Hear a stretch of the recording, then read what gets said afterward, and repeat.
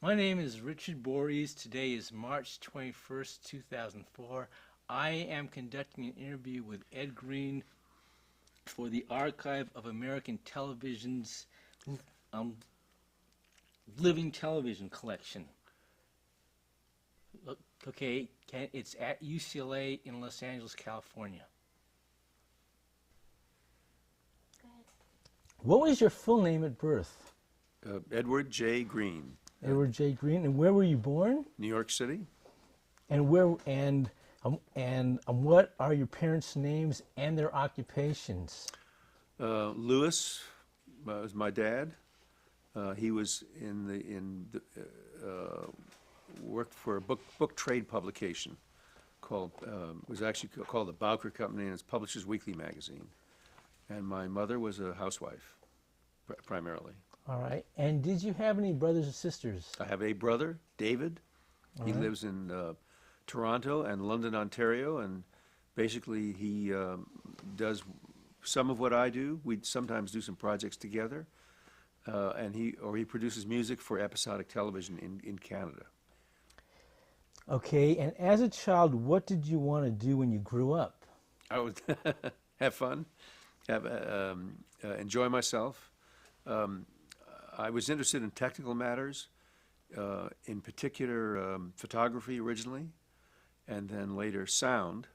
The interesting thing was that my dad, as smart a man as he was, opening a doorknob was about his speed of technical expertise. He just wasn't that way. He wasn't inclined that way at all. And where I came from, I have no idea.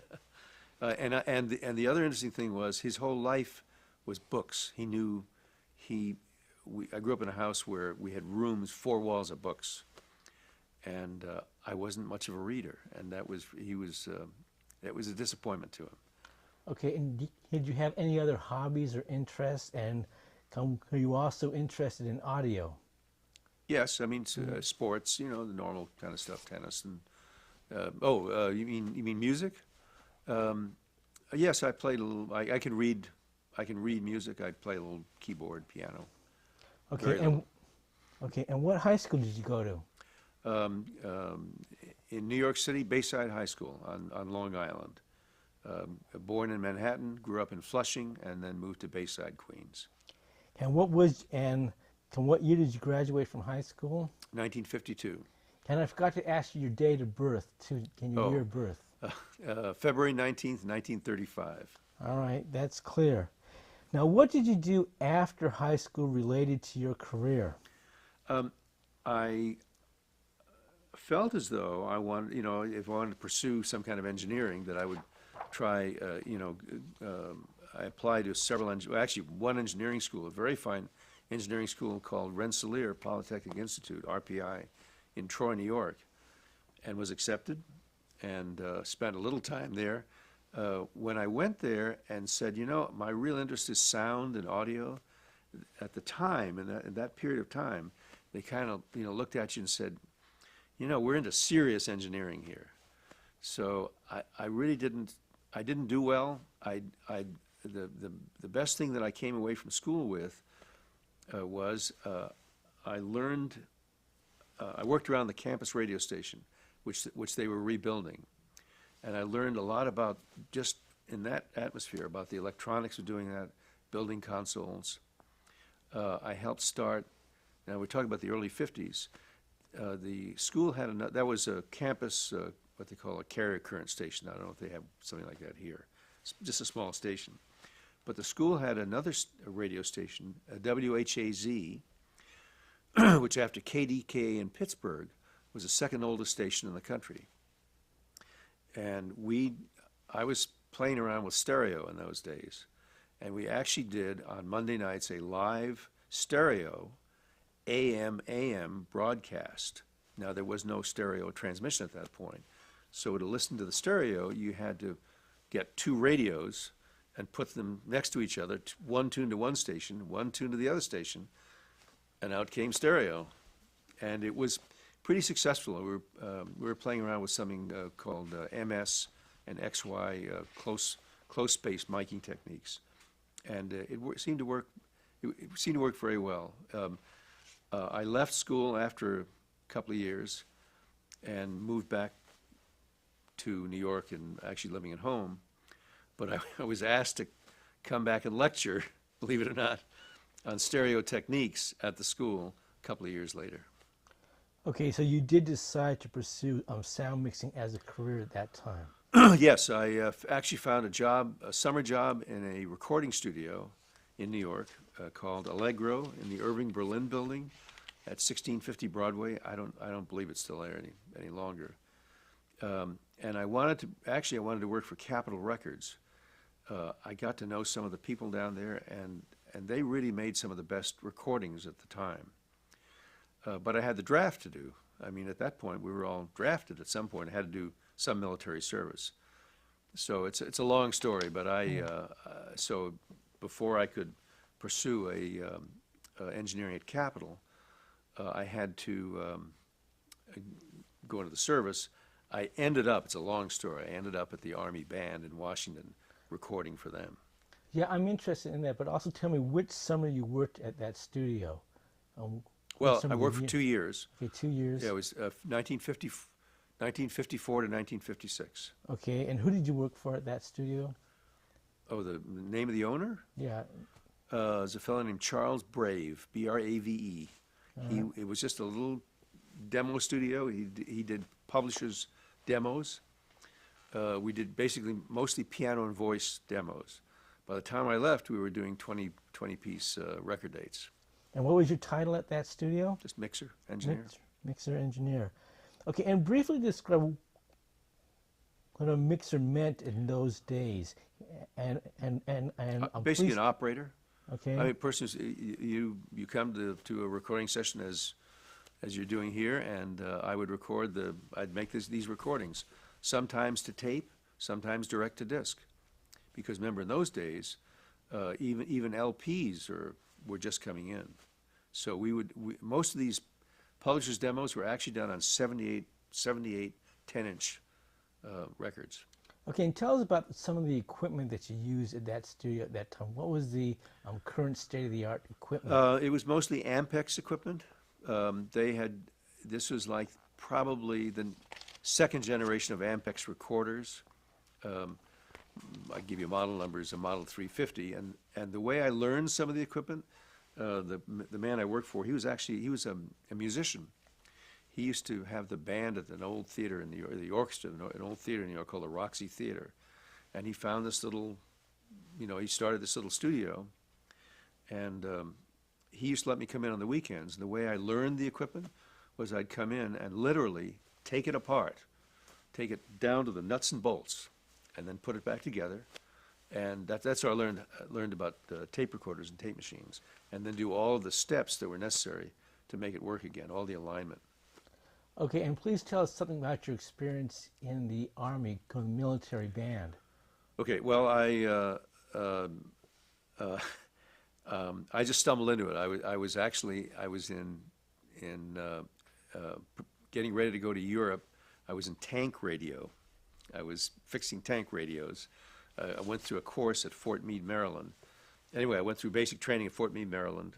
Came back to New York they give you a couple of weeks off. Bumped into a publisher friend, and I had tried to get into there was a radio TV lab in New York at the time, Army Air Force lab, and I went down for an interview there before I went in the service. And they said, yes, if you can get in 90 days, you can get in the service, we'll take you. Well, it took me 6 months to get in. So by that time, that job was gone. So I ran into a publisher friend, and he said, I think they're looking for an engineer at the Army Band in Washington.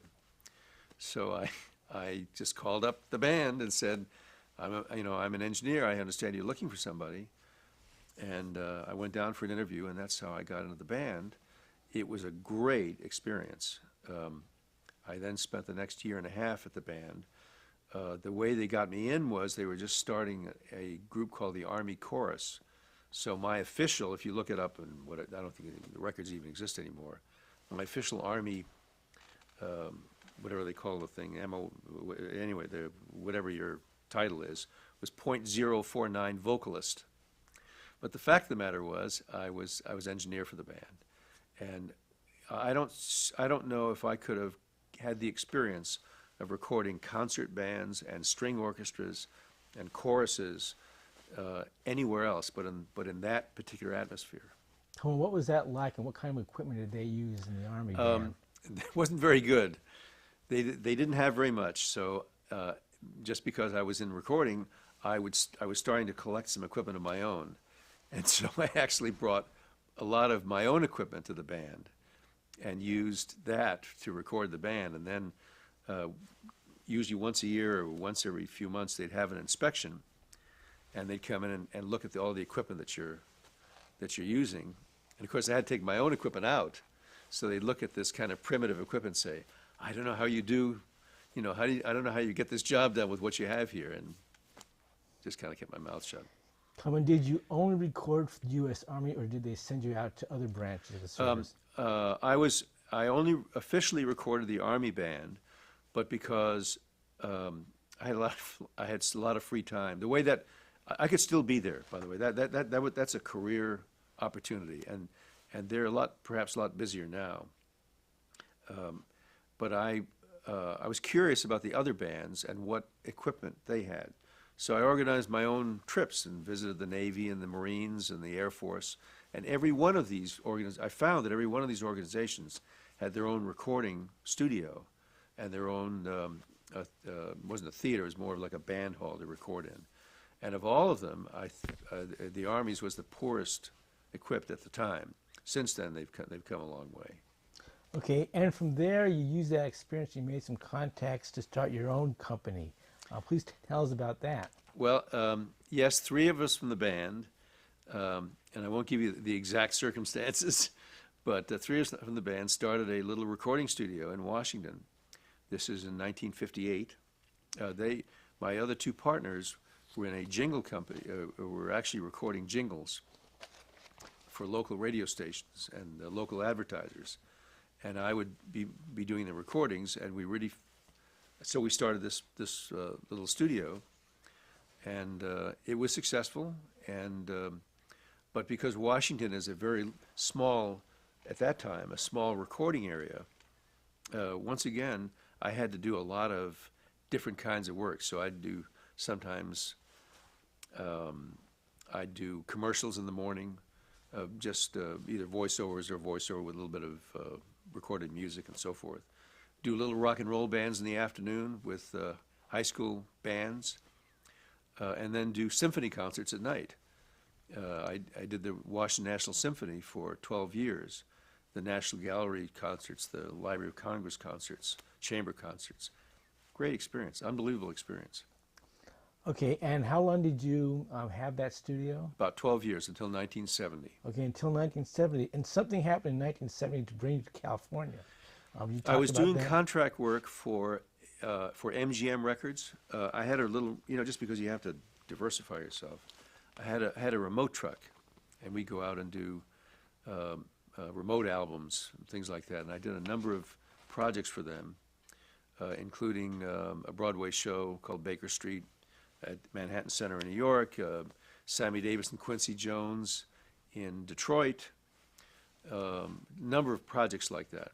And also a rather, turned out to be somewhat historic jazz album with Stan Getz and Charlie Bird called, I'll think of it. Anyway, it was called Jazz Samba. It was the first of the Bossa Nova albums. And that's still sold today. That was done in a church. Anyway, the director of engineering, MGM at that time just had a small New York facility, and it was really what they call a mastering facility. They would catalog all of their tapes and cut the master lacquers for pressing, but there was no real studio. Well, he got an assignment to build a recording studio in California. Who was that? Val Valentine. Right. Val Valentine was a marvelous engineer. He did probably some of the best-known jazz recordings for Norman Granz, a label called Verve. He was also Sinatra's engineer in the Capitol days. Those albums are terrific today, just as fresh sounding today. He and his brother Ralph were just wonderful engineering people. And I worked for Val, and he asked me if I wanted to. He knew we were between studios in Washington, and wanted to know if I wanted to come to California. So I kept the studio and had somebody kind of run it for a little while, and said, well, we'll give it a try, and came out to California in 1970 and stayed. Okay, and so please tell us what was it like to build a recording studio in 1970? What was the equipment like and procedures? In 1970, well, there was, of course, I built a studio in Washington earlier. That was tubes. Still wonderful technology, just not particularly easy to, certainly doesn't have the flexibility that you have today. And then as time went on, it became more of a solid state world, which it is today. This was in 1970. 1970, it was solid state, and it was, transistors and op amps and much smaller audio facilities or audio consoles in terms of heat and weight were coming in. My assignment at MGM was primarily to mix, and a fellow named Tom Hidley did most of the studio design. So my primary assignment was mixer. Then Val left in the mid-'70s and went to Mexico, and I continued to also mix and manage the studio. Okay, and where was that studio located? It still exists. It's on Fairfax Avenue in L.A. It was bought by the Robb brothers. It's now called Cherokee Studios. Okay, and how many people did it take to operate that studio in the early 70s? I'm guessing about a dozen, 15. And you supervised those dozen or 15 people? Yeah, I was kind of the, chief mixer and bottle washer and whatever. And, well, Val and I both did. And then ultimately when he left, then I did. All right, and please describe a typical entry-level way of someone becoming a mixer in those days.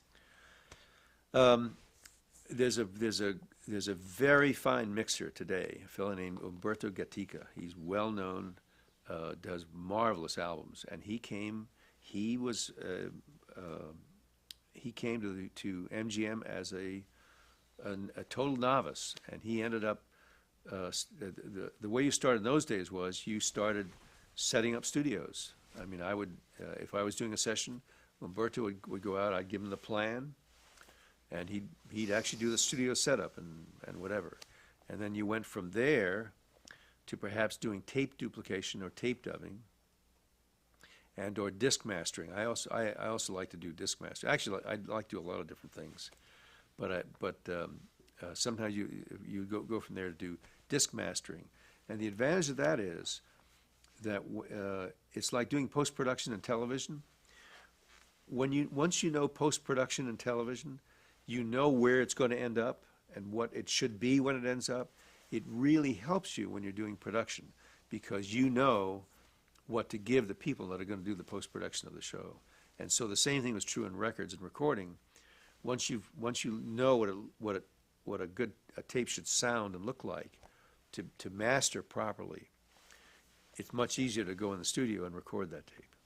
Okay, and what kind of equipment did you use to disc master in those days? They were Scully lathes. They're relics today. Right. Scully and Neumann lathes, and it was actually there was a company called Hayco.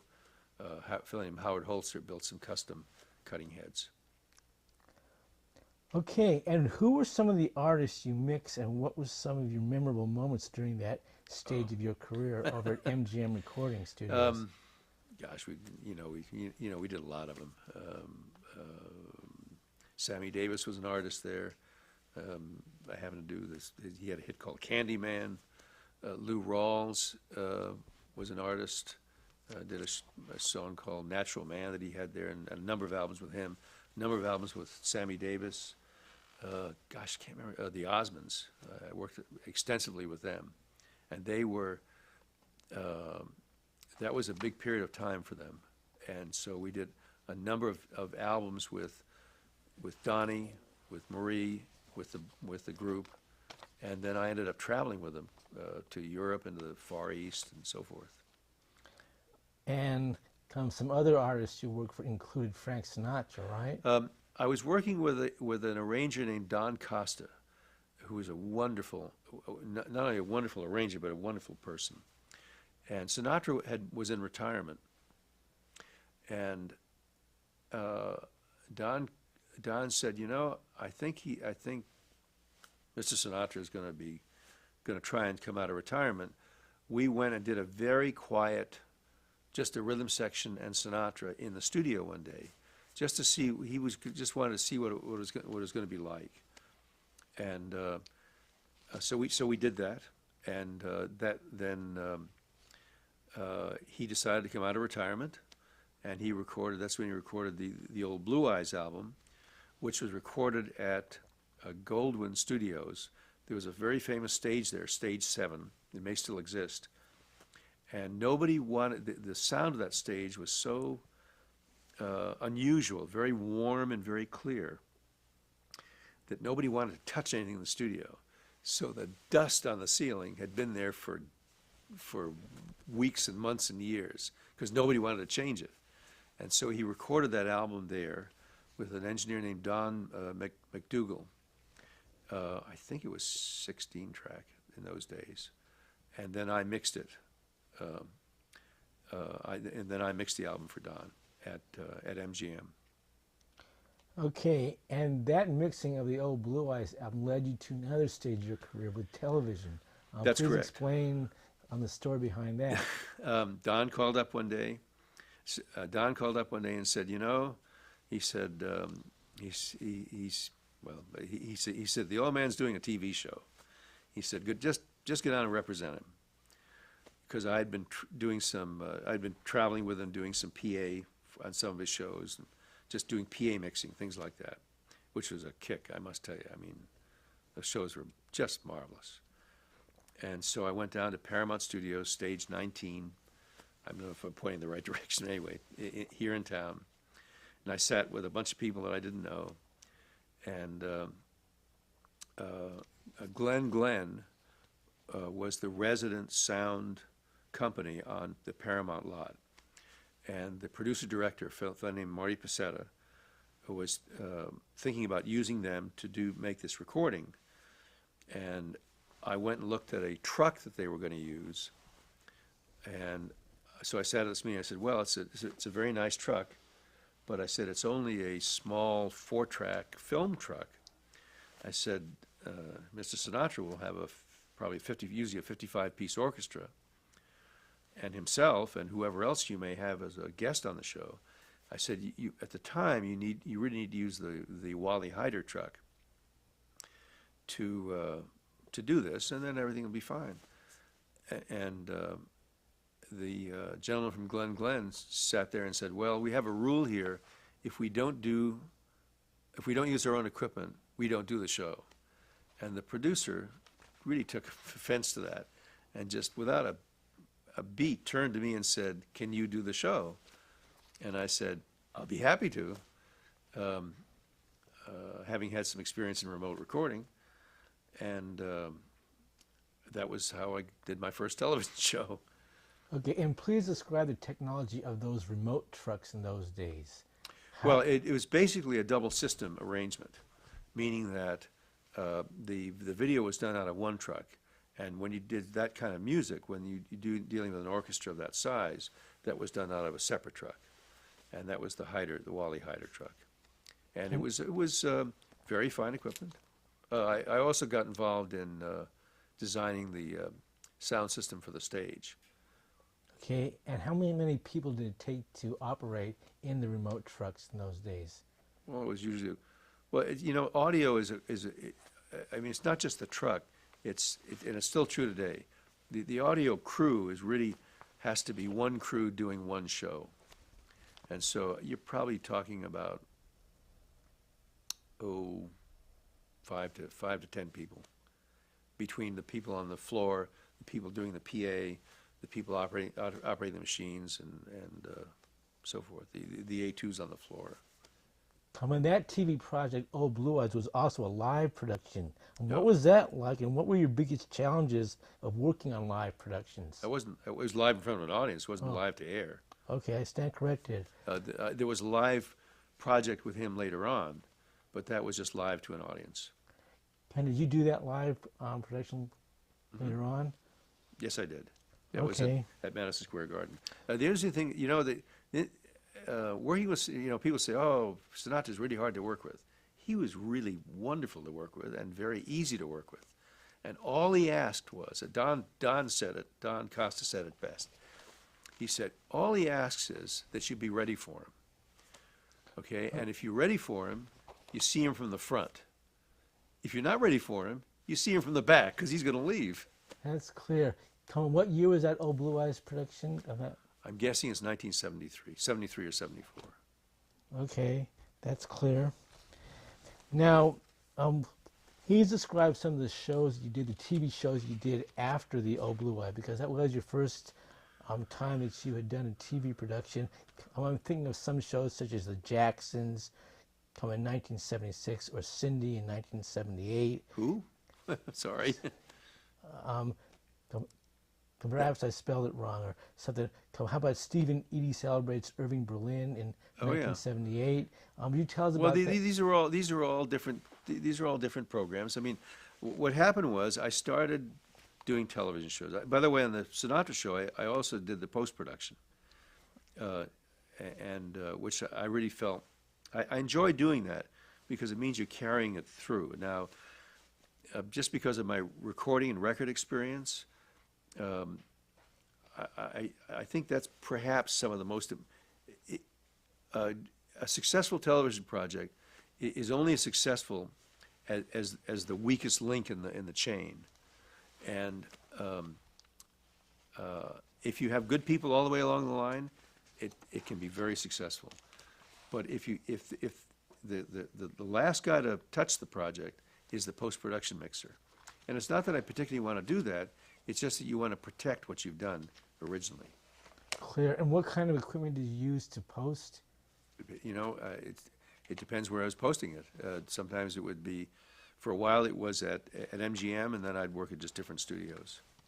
But it's all, at that time it's all 16 track or multiple 16 track, and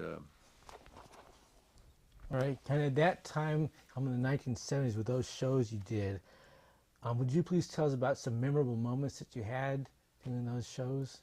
gosh, just trying to get through them. Just trying to. I was starting to work with some really wonderful people.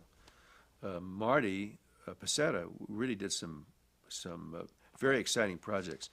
They were technically quite challenging. He was really a pioneer. Actually, we are doing our shows today the way Marty did them at that period of time. He set up the way the books are done, the way the production offices are set up. I mean, a lot of the shows are done today the way he set them up. Okay. Coming about that time, you won your first award. Would you start to tell us about that? You mean Emmy? Yeah.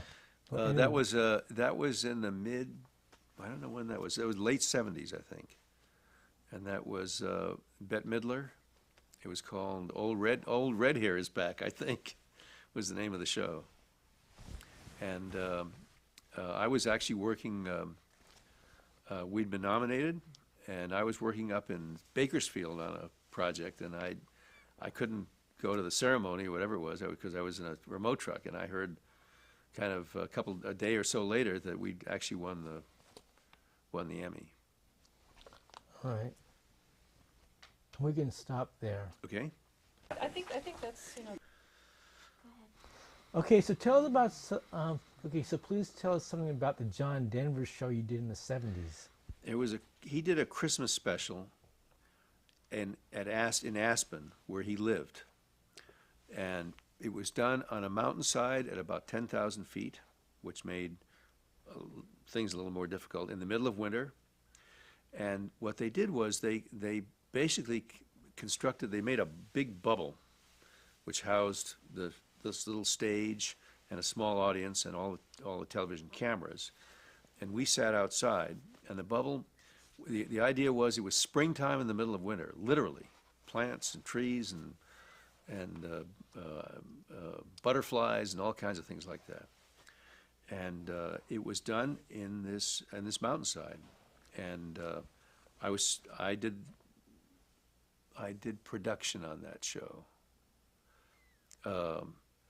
The tracks were done here at RCA, and I did production. And I sat out in a truck with a console that I just bought. It was an analog solid state console, and basically brought a lot of this equipment myself. And it was a lot of fun. Very hard to do. The truck was at one point parked at an angle, and every time you walked into the truck, you tracked in snow. Well, of course, there's a heater in the truck, so the snow would melt, form a little pool on the floor, and now the pool would turn to ice. So you'd sit on a chair or a stool or something, and all of a sudden you start sliding along. And but he was great. I had actually met him some years before. There was a group called the Chad Mitchell Trio. And Chad Mitchell, this is in the 60s in Washington, and Chad Mitchell went out as a solo artist, and that lead spot was taken over by John, and I made an album with them in the 60s. Anyway, it was nice to see him again in the I think this was sometime in the mid 70s. He had a number of very interesting local people on the show. A group called the Nitty Gritty Dirt Band, I think, played on that. And he had a local comedian, a friend of his, Steve Martin, was on that show. And it was a lot of fun. Wow. And I subsequently did at least 2 or 3 other shows with John. And very nice person, good musician. Did you start to notice some improvements or changes in remote truck technology at that time? Well, one of the things that attracted me to television was that that technology was not particularly what I tried to do was to bring not only the technology but the disciplines of the recording studio to television, in particular television music. And so some of those things, myself and several other people were kind of responsible for, because it was very difficult. It was very difficult to get good television sound all the way on the air. Every once in a while, it would happen, but it was very difficult to get that on the air. And sometimes the frustration was that you'd produce a good sounding show, and we're talking about mono in those days. There was no stereo. It was only stereo didn't come in until sometime. Stereo television didn't come in until sometime in the 80s. So it was interesting doing those kinds of projects. I will tell you give you one little story about stereo television.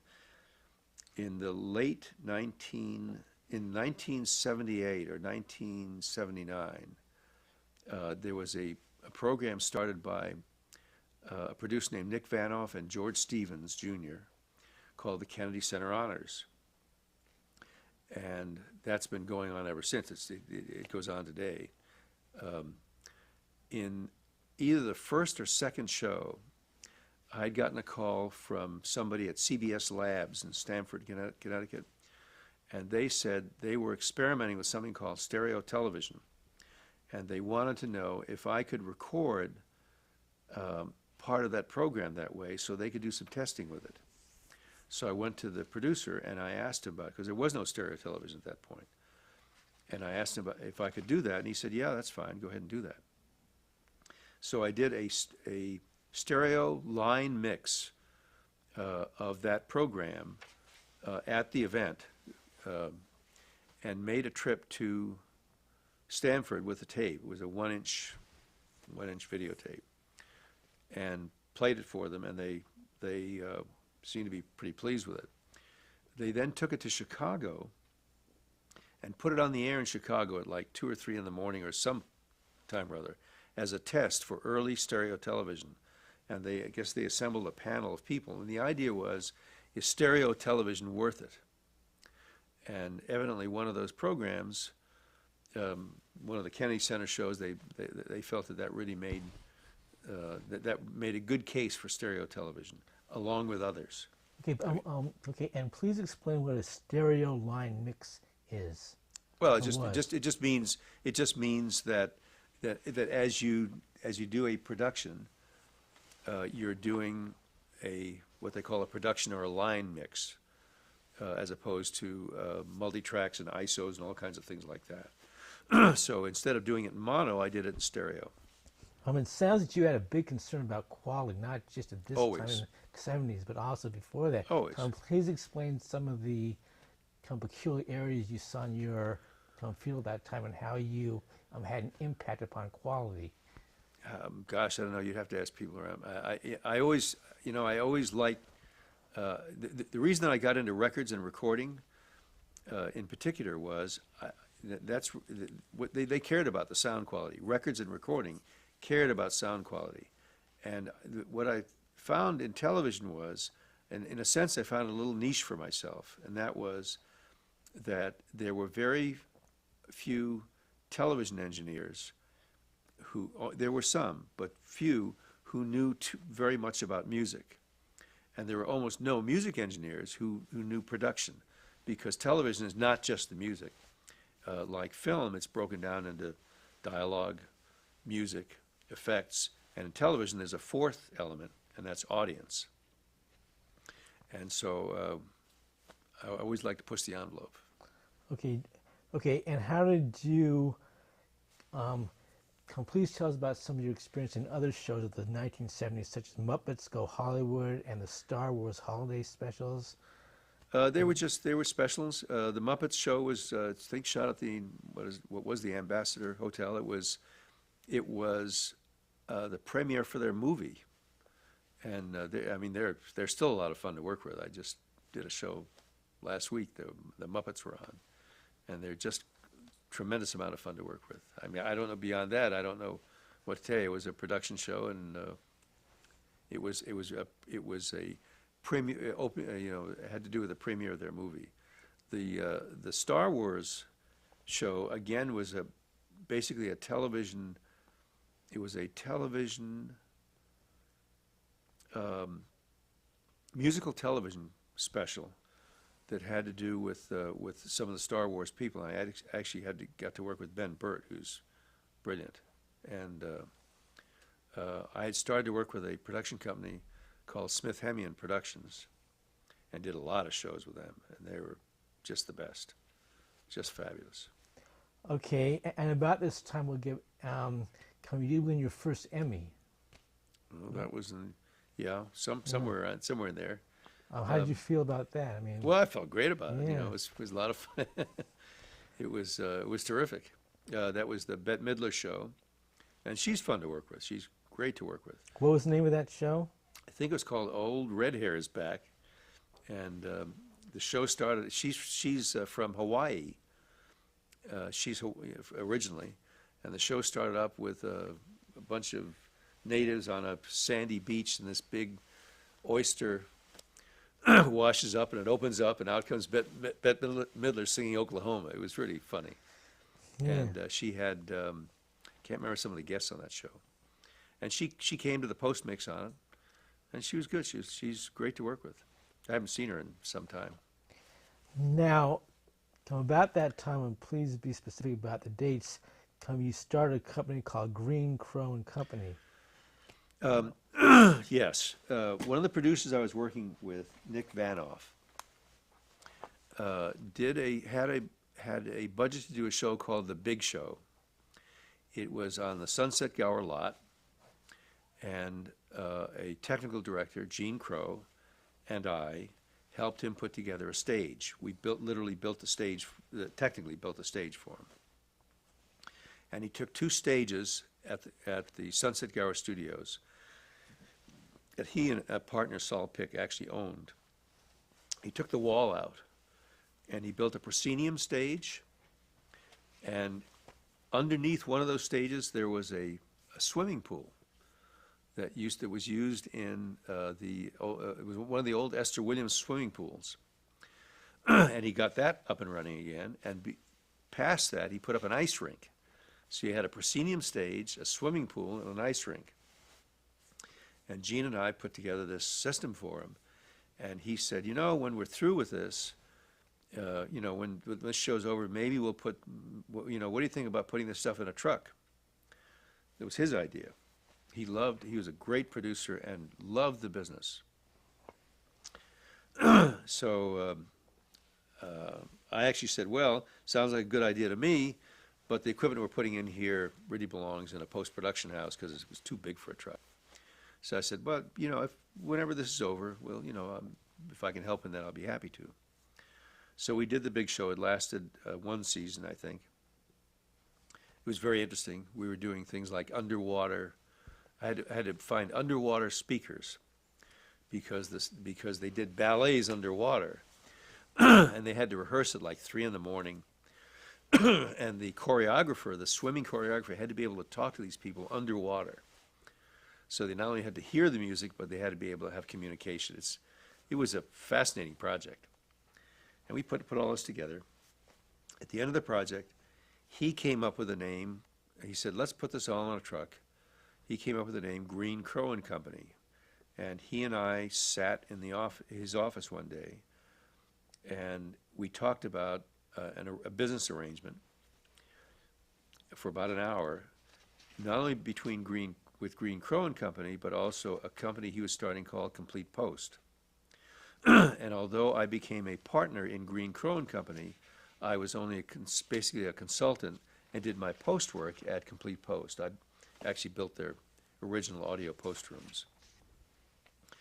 And at the end of the neat thing about that was at the end of the conversation, he said, we'd worked out all the business details. He said, do you want a contract? I said, no, do you? He said, no. And we shook hands. And you could do that with Nick Vanoff. And very few people you can do that with. But if he shook hands on a deal, that was the deal. And that's why, as a producer, and there should be more of them, he could call up anybody in the business and say, gosh, I have a show to do. Now, he's passed away, unfortunately, since then. I have a show to do. I'd like you to do the show. And they'd go out of their way to do it for him because they knew that if he promised them something, he'd come through. Okay, and what year did that partnership of Greene, Crowe & Company start? 1979, late 70s. In 1979. Yeah, I think 78 or 79, somewhere in there. Okay, now by that time, would you describe how some improvements in technology were starting to show up? Well, one of the ideas for this particular truck was we did what you call production television shows. And as I described earlier, normally they were done as a double system arrangement, meaning that when you came to a major award show or a major music special, you really had to have more than one truck. You had to have a production television truck and a music truck. And one of the ideas of the Greene Crowe arrangement was that we would show up in one truck with enough equipment to do a major production show. My assignment there was to design the audio area. And we built a television. My partner Gene laid out the truck. But we all agreed, obviously had meetings and agreed on it. And the audio area was much larger than it had been before. It was also the first expando truck, meaning that the truck, there are limits to how large a truck you can put down the road. But when it parked, it expanded, it grew another, forget how many square feet. I don't want to speculate on that. But anyway, and so my assignment was to design the audio facility for that truck. And we built an audio facility that had, one of the things about doing a show like that is you need lots of facility and inputs. And we ended up with a truck that had more inputs and facility than just about any recording record truck on the road at the time. And the truck was started at the Sunset Gower lot. It did the Mandrell show when it first started. I didn't do that show. It then, when it actually was put on the road, it did most of the major award shows since then. The Grammys, the Oscars, the Emmys, and the later versions of that truck, which are now owned by any company called NEP, and the company is called Denali, still does most of the major award shows. Okay, so the principal partnership business of Greene Chrome Company was to build and design these trucks, right? Could you do Yes, some that's other- correct. Okay. It was a service business, and Gene and I, excuse me, did not market ourselves with the trucks. That is, when you bought the truck, you didn't buy us. If you wanted us, we continued to be freelancers, as we do today. We had an interest in the trucks, but anybody who's in the facilities business knows, that's because of all the major investment, and because we were just determined to keep these trucks, make these trucks not only the best equipped, but have the best personnel running them, and it cost money. And so they didn't generate a lot. Whatever income they generated usually went back into equipment. Okay, and what was some of the model names of those early trucks? Model names? Yeah. They're custom, all Right. built. We built that stuff. Okay, We designed and built it. okay, and what was the first TV production that a truck that your company, Greene Chrome Company, had worked on? Well, I think it was the early. I think it was the Mandrell show, because Gene decided that rather than put the truck on the road, he'd just park it somewhere, and it was a series, and basically get the bugs out of it and so forth. You're talking about country singer Barbara Mandrell. That's correct. Right. Okay. Okay. So we're in the '80s now. What other? So you're considered a freelancer in the '80s. I mean, you had a product. Well, here's what happened. There's something we sort of left out. When I started doing television, about that time, MGM Records was sold to Polydor, and the studio was a 16-track studio. Good studio, but a 16-track studio. The gentleman I worked for, Val Valentine, had left and gone to Mexico, and I put in a budget. I said, well, if you want to maintain the studio, you now have to get into the 24-track world. So I put in a rather sizable budget to upgrade the studio. Well, it was becoming more of an encumbrance to labels to own their own studios. Many of the acts and artists that wanted to record didn't want to necessarily record in the house studio. They wanted to record in their own studio or some place they liked with some engineer they wanted. So it was becoming more and more of a freelance world. And so Polydor decided wisely to sell the studio. And that's when I believe the Robs bought it, and then it became Cherokee. And so I made that transition from an employee of MGM Records to basically a freelancer, doing primarily television shows, but still some record projects. Okay, and please describe some of those shows, including the titles that you did in the 1980s as a freelancer. I'm thinking of like the. Well, let's talk about the Marty shows. He was doing Grammys. He was doing most of the award shows. I did Grammys with him. I did a number of specials, and some of the titles escaped me. And I started working with other producers, in particular Smith Hemian. And we did a Ben Vereen special. We did the Stephen Eady special. Irving Berlin show was wonderful. That was wonderful. They were all good shows. That was back in the 1970s, right? On the Stephen Eady Irving Berlin special. Okay. Right. And- If you say so. Yeah. I can't keep track of them. And then we did we did a show with Goldie Hawn. We did lots of different programs. You also did this Monty Python Live at the Hollywood Bowl. Oh, yeah, that was interesting. special. That was a movie project. Right. That was in the early days. That was with Compact Video. And Compact Video had they were also pioneers in a lot of this, of pushing this envelope. And they had developed some I guess you might call it was some of the early high-def television cameras and recorders, because the Monty Python project was shot on videotape as a feature to then be transferred to film as a feature.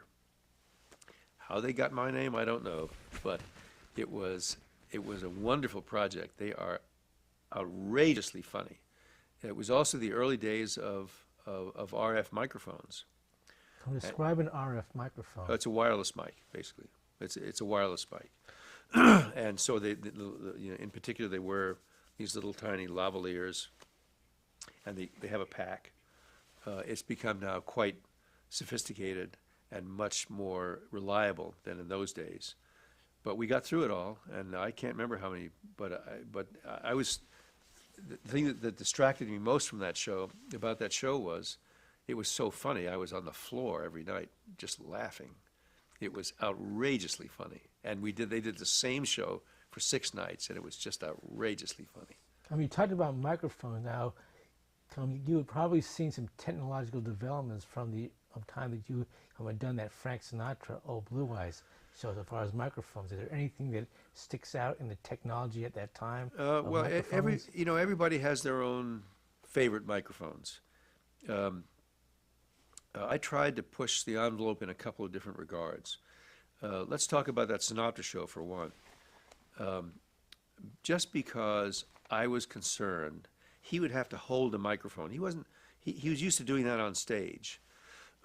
So I gave him a very small microphone that was an omni microphone, meaning it was omnidirectional.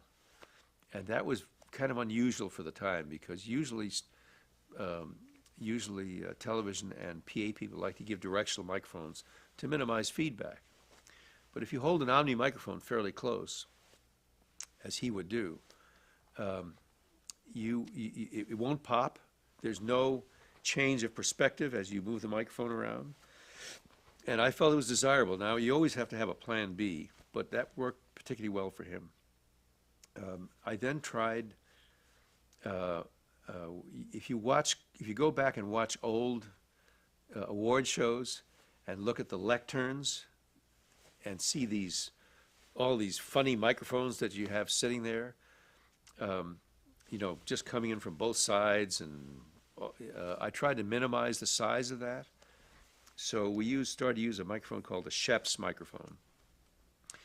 And so we designed a little rod that had the microphone on the end of it. And when you look straight on, as you do today, you basically see one microphone, which turns out to be a shotgun, kind of like you're using here. It's physically very small. But in back of that is another microphone as a backup. But you only see one microphone.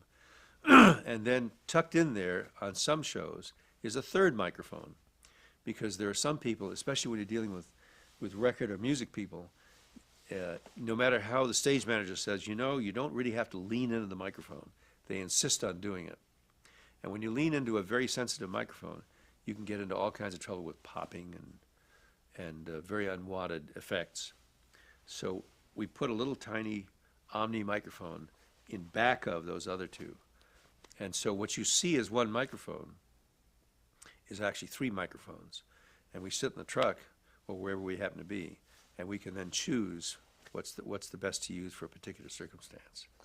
Okay, and besides the remote truck, what other areas of the studio or the stage might you be in? Is there a control room that you might be in? Besides the truck.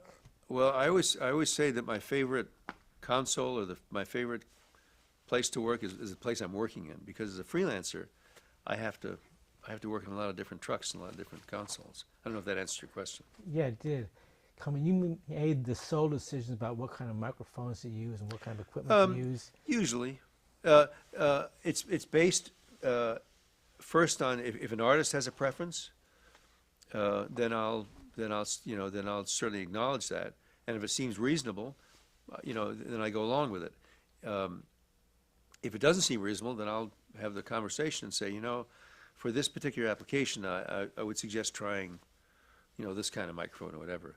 Otherwise, one of the other things we tried to do with the Green Crow truck, and was to have a very good selection of microphones, a high quality selection of microphones available. This kind of stuff was kind of unheard of in television trucks. So we bought 90 to 100 high quality microphones of all kinds of all different shapes and flavors and sizes. Who'd you buy them from? Who manufactured those microphones? Sennheiser, as you have here, Right. Sony, Shure, you know, the standard stuff, Electro Voice, AKG, a good wide spectrum of both condenser and dynamic microphones. Okay, so as a freelancer in the 1980s, what were some of your main job titles?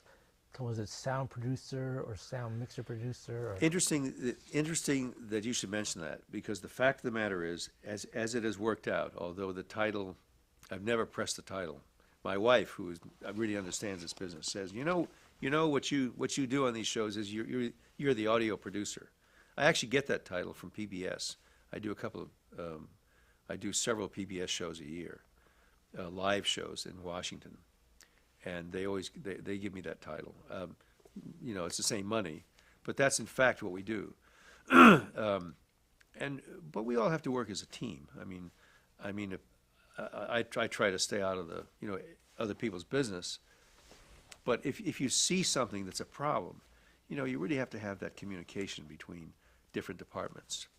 Okay, so you would supervise your team members. Absolutely. People. Yeah. Come No, in. that's interesting you bring that up. I'll come in with a plan, but we're one team doing one show. And you can sit there in a truck or wherever you happen to be in a studio and push faders till your fingers are blue. And if the microphone isn't there, and if it's not in the right place, and if it's not on the right person, you're lost. So I'm very dependent on the people that I work with. And I'm very appreciative of their efforts, and I consider their efforts as just as important as mine. I'm just the mixer. And did you take direction from the show's director as a rule? How did you interact with the director or producers?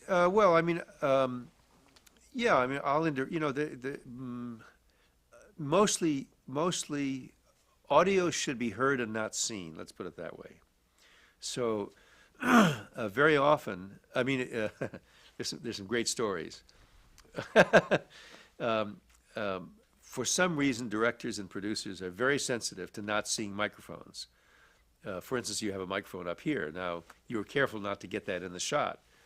Well, I was doing a project in Canada, and it was a tape play.